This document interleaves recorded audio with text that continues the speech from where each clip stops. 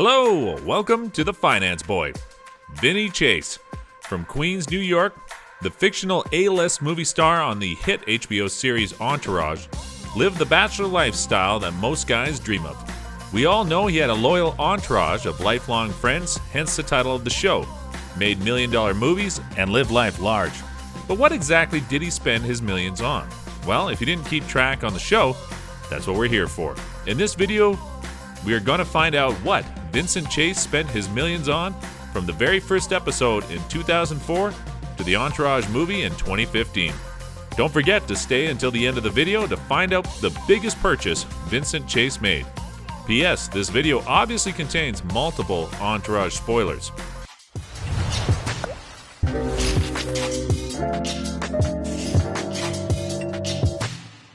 Number 9. Houses, houses, and more houses. The famous Entourage houses. One of the luxurious items that Vincent Chase loved to spend his Hollywood money on was mansions. There have been multiple different mansions used throughout the entire show. The first house in the first season was sold, then bought again in the 6th season. After Vincent Chase was bound to play Aquaman in the new superhero film directed by James Cameron in Season 2, he bought the Entourage, a new mansion, for a little over $4 million. They later sold the property in Season 3 so they could use the money to buy the rights to the Medellin script.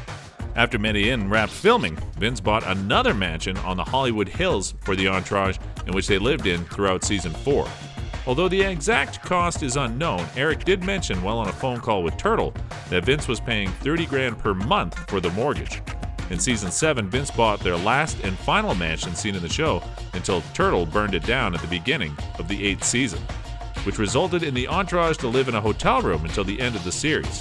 Fun fact, the real mansion used in Season 7 was available for sale for a while in the California area before it sold in January 2020 for $5.32 million. Number 8. Cars, cars, and more cars. Living any lavish lifestyle means owning extravagant cars. This is the first scene in Season 1 when Vince spends $220,000 on a Rolls Royce after one of his first films, Head On, co-starring Jessica Alba, was released and became a hit. He continued to buy outstanding cars for himself and the Entourage throughout the entire series. Although the exact total number that Vince spent on his cars is unknown, it's safe to say that that number is in the millions. Number 7. Turtle sneakers. In the middle of Season 3, right after Vince was fired from Aquaman 2 and was negotiating to play Joey Romano in Romano's biopic film, Turtle wanted exclusive sneakers that were in limited quantity throughout Los Angeles before they were eventually sold out everywhere. When Vince felt bad that Turtle was upset about getting the sneakers, Vince contacted the designer of the shoes, Fukijama, to make Turtle exclusive shoes with Turtle's name on them. When you are an A-list movie star, you can get in touch with pretty much anyone you want. Fukijama agreed to do this for Vince for a hefty price. A genuinely nice gesture by Vince claimed at the end of the episode in frustration that he just spent $20,000 on sneakers when he didn't have a job, after losing the Joey Romano gig. Number 6. Medellin. Medellin, the Pablo Escobar story. Any real Entourage fans know that the film has always been Vincent Chase's dream project since the beginning of the series.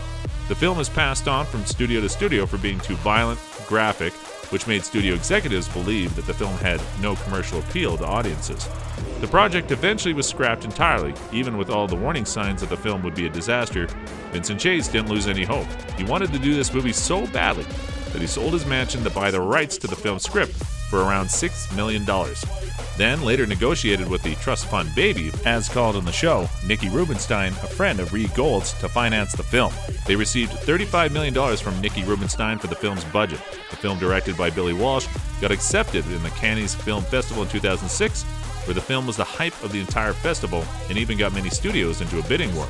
That was until the movie actually screened. It got nominated for multiple Razzie Awards, including Worst Actor for Vincent Chase. After it screened, the Entourage sold the film for a whopping $1 to Harvey Weingarten because it was the only offer they received for the film. It went for a straight-to-DVD release and put a massive dent in Vince's A-list status. It's pretty safe to say that this investment didn't pay off for Vincent Chase. Number 5. Flying private. Throughout the series, Vincent Chase has made a habit of flying private, whether they included flying to work, on his next movie, or for a vacation with the boys.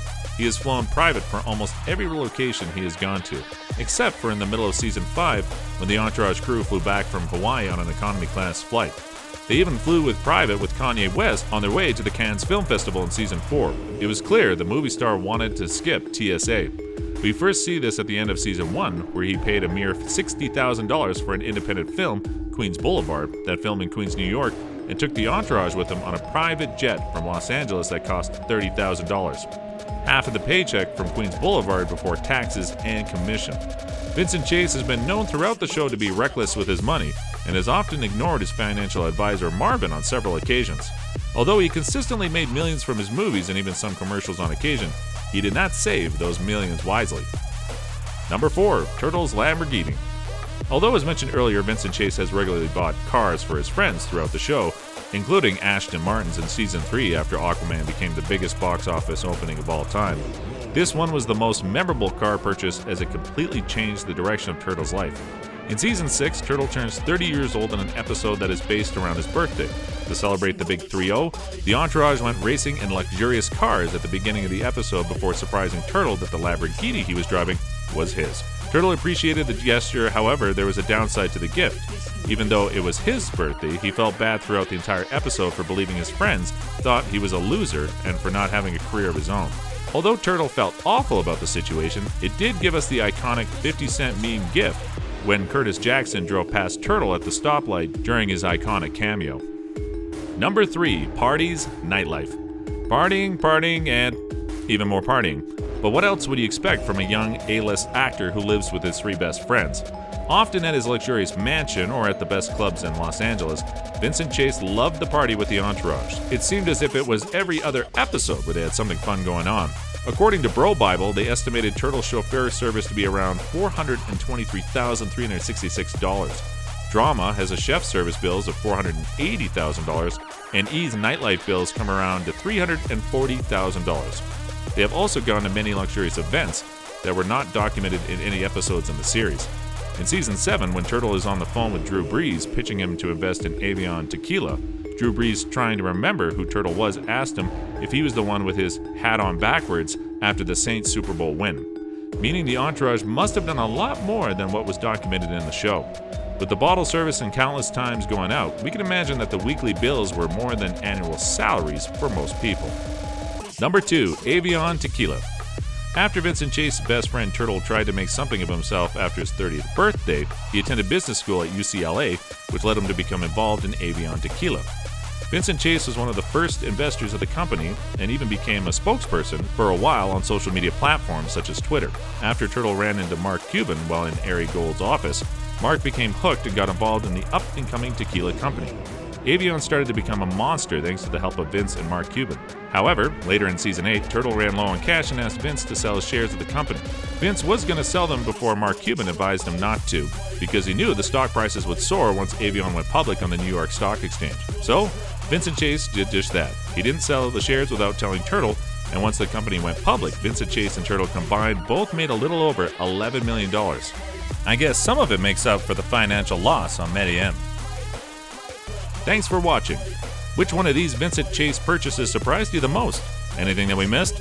Comment down below. Do not forget to subscribe, annihilate the like button, and hit the notification bell the right side of your screen so that you're always notified when the videos like this one are uploaded in the future.